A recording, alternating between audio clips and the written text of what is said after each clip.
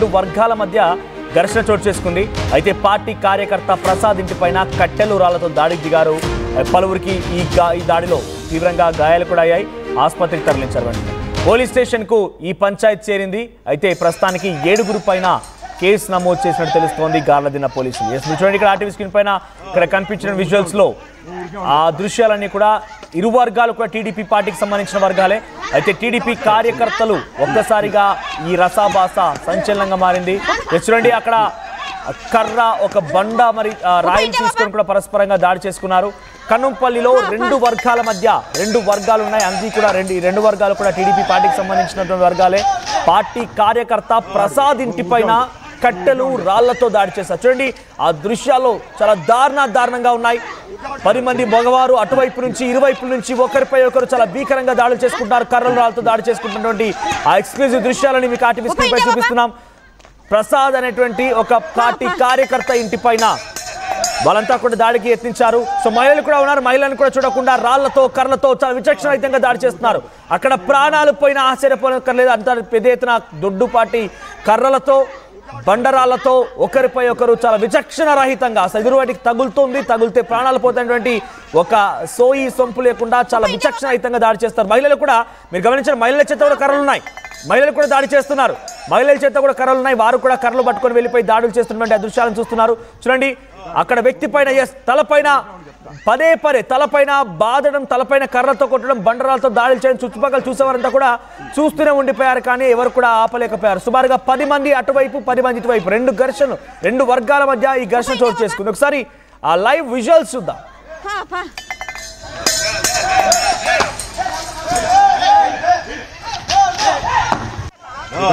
ఊరికే ఉండు చెప్తా.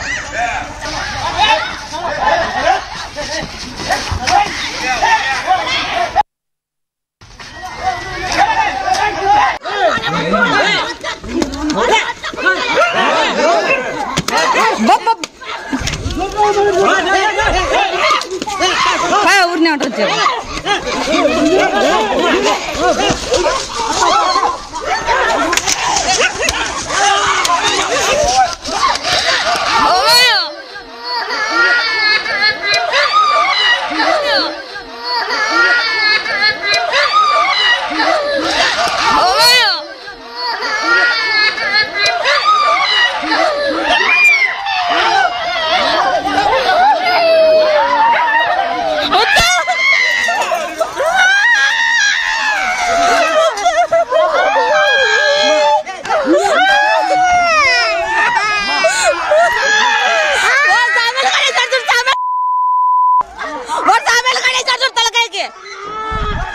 రామ్గానే చూడు.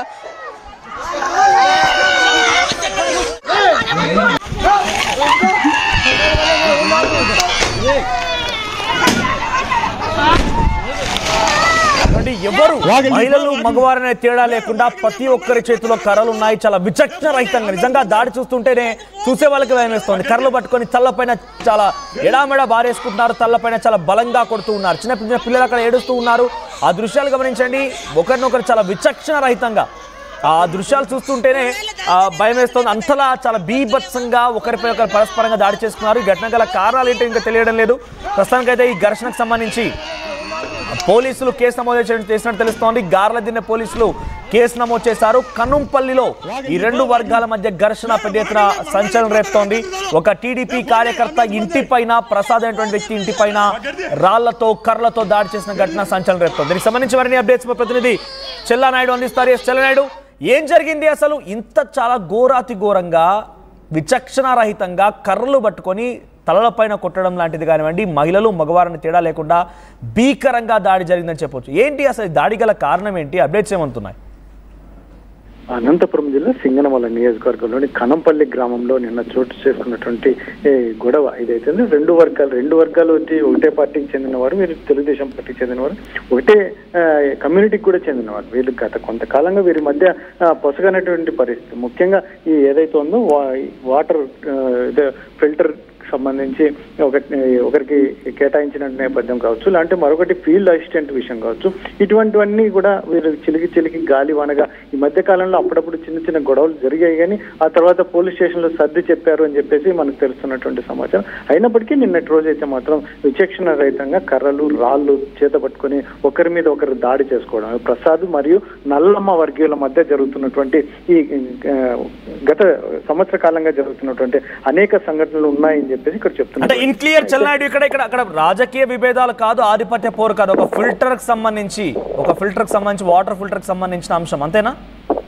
ఇంకా చాలా అంశాలు ఉన్నాయండి. ఇక్కడ ఏదైతే ఉందో ప్రభుత్వ పరంగా వచ్చే ఫీల్డ్ అసిస్టెంట్ పోస్ట్ కావచ్చు, లేదంటే ఇతరత్ర అనేక అంశాలకు కూడా ఇక్కడ ప్రసాద్ మరియు నల్లమ్మ వర్గీయుల మధ్య గత కొంతకాలంగా భేదాభిప్రాయాలు ఉన్నాయి. భేదాభిప్రాయాలతో అప్పుడప్పుడు చిన్న గొడవలు జరిగినప్పటికీ పోలీసులు సర్ది చెప్పి పంపినటువంటి నేపథ్యం. అయినప్పటికీ ఈ రోజు ఏకంగా కర్రలు రాళ్ళు మనం విజువల్స్ లో చూడొచ్చు. ఎక్స్క్లూజివ్ గా చాలా దారుణంగా ఒకరిని మహిళల్ని కావచ్చు, యువకుల్ని కావచ్చు, వృద్ధుల్ని అందరినీ ఒకరినొకరు కొట్టుకోవడం అనేది చాలా దారుణమైనటువంటి సంగతి. ఎందుకంటే ఇక్కడ ఎవరికైనా ప్రాణాలు పోయినా ఎవరివైనా ప్రాణాలే కదా, అలాంటి ఆలోచన లేకుండా విచక్షణ రహితంగా ముఖ్యంగా దాడులు చేసుకోవడం అనేది చాలా అక్కడ దారుణంగా కనిపిస్తుంది. మరోవైపు దాదాపు ఈ దాడిలో 7 నుంచి 8 మంది కూడా గాయపడినట్టుగా మనకు పోలీసులు సమాచారం ఇస్తున్నారు.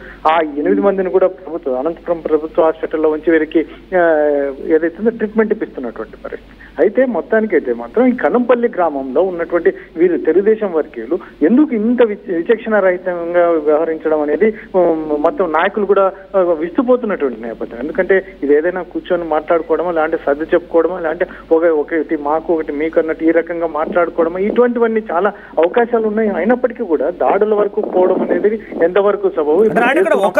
ఒకరిద్దరి మధ్య సమస్యగా లేదు. ఇక్కడ సుమారుగా 10-15 మంది ఒకరిపై ఒకరు చాలా విచక్షణ రహితంగా మగవారు ఆడవాళ్ళని తేడా లేకుండా చాలా దారుణంగా ఘోరాతి ఘోరంగా దాడులు జరుపుకుంటారు. అంటే ఏం జరిగింది? ఇంత పెద్ద ఎత్తున సమస్యని తీసుకోవడం గల కారణం ఏంటి? ఇంకా ఎవరు దీన్ని సర్దిమణిగించే ప్రయత్నం కానీ ఎవరి దగ్గరికి వెళ్ళలేదా? ఊర్లో గ్రామ పెద్దలు కానివ్వండి, లేకపోతే పోలీసుల దగ్గరికి సమస్య వెళ్ళలేదా అంతకంటే ముందు? మన మొత్తం మీద అయితే ఇక్కడ 2 వర్గాలండి, ప్రసాద్ మరియు నల్లమ్మ వర్గాల మధ్య జరుగుతున్నటువంటి ఘర్షణ. ఇది చిలికి గాలివానగా నిన్నటి రోజు అయితే మాత్రం ఏకంగా అదే చూడొచ్చు మనం విజువల్స్ లో దారుణంగా వ్యవహరిస్తున్నటువంటి నేపథ్యం. ఇది ఏకంగా ఎందుకంటే సింగనమల నియోజకవర్గం వచ్చేటప్పటికి ఎమ్మెల్యే బండారు శ్రావణి ఇక్కడ ప్రాతినిధ్యం వహిస్తున్నటువంటి నేపథ్యం. ఇక్కడ గతంలో కూడా శ్రావణి దృష్టికి వస్తే వీరికి సర్ది చెప్పి ముఖ్యంగా అక్కడ వాటర్ ఫిల్టర్ కు సంబంధించిన ఒకటి ప్లాంట్ కూడా ఎవరు లేని కొంచెం తల్లిదండ్రులు లేని వాళ్ళకి ఏదో ఇచ్చారు. అటువంటి పరిస్థితుల్లోనే మిగతా వారు ఆగ్రహిస్తున్నటువంటి నేపథ్యం అని చెప్పేసి కూడా స్థానికంగా చెప్తున్నటువంటి నేపథ్యం. అది మాకే కావాలని మరొక వర్గం మొండిగేసినటువంటి ఇటువంటి పరిస్థితుల్లో మరొకటి ఫీల్డ్ అసిస్టెంట్ విషయం కావచ్చు, ఇలాంటి ఇట్లా ప్రభుత్వం వచ్చినప్పటి నుంచి దాదాపు సంవత్సర కాలంగా వీరి మధ్య ఆధిపత్య పోరు. మాది జరగాలి అంటే మాది జరగాలి అన్నట్టుగా వ్యవహరిస్తున్నటువంటి తీరులో భాగంగానే ఈ రోజు ఏకంగా దాడులు చేసుకునే పరిస్థితికి వచ్చింది. ముఖ్యంగా ఎందుకంటే దీంట్లో ఎంతో సంతోషించాల్సిన విషయం, ఎవరి ప్రాణాలు పోలేదు. ఎందుకంటే తలలపై ఎంత దారుణంగా కొట్టుకుంటున్నటువంటి నేపథ్యంలో ఎవరైనా ప్రాణాలు పోయి ఉంటే మాత్రం ఏం చేసేది? అసలు ఇటువంటి పరిస్థితుల్లో ఇది ఏకంగా దాడులు చేసుకోవడం ఎందుకు? ఏదైనా కూర్చొని మాట్లాడుకోవచ్చు, లేదంటే ఇతరత్ర ఎవరైనా పెద్ద మనుషుల్ని ఆశ్రయించి ఏదైనా మాట్లాడుకునే ప్రయత్నం చేస్తే చాలా బాగుంటుంది అని చెప్పేసి పక్కన గ్రామస్తులు మరోవైపు చెప్తున్నటువంటి నేపథ్యంలో ఇప్పుడు మరి వేరే పార్టీలు కాదు, వేరే కమ్యూనిటీ కాదు, సేమ్ కమ్యూనిటీ ఒకటే పార్టీ. ఇటువంటి పరిస్థితుల్లో ఇంత పెద్ద ఎత్తున వీరు ఒక నల్లమ్మ కావచ్చు, ఈ ప్రసాద్ వర్గీయులు ఇంత పెద్ద ఎత్తున ఆగ్రహం వ్యక్తం చేయాల్సిన అవసరం ఏమొచ్చింది అనేది మిగతా గ్రామస్తులు చెప్తున్నటువంటి నేపథ్యం. Right, okay. అంటే ప్రజెంట్ ఈ దాడిలో ఎటువంటి గాయాలయ్యాయి? వారివరకైనా చాలా ఇబ్బంది కలిగిందా? క్యాజువాలిటీస్ నమోదయ్యామన్నా? ఇక్కడ వీరికి దాదాపు 7 నుంచి 8 మందికి గాయాలయ్యాయి. వారికి చాలా మందికి కుట్లు కూడా పడినాయి, స్టిచెస్ కూడా పడ్డాయి. ఇటువంటి పరిస్థితుల్లోనే అంటే ప్రాణాపాయం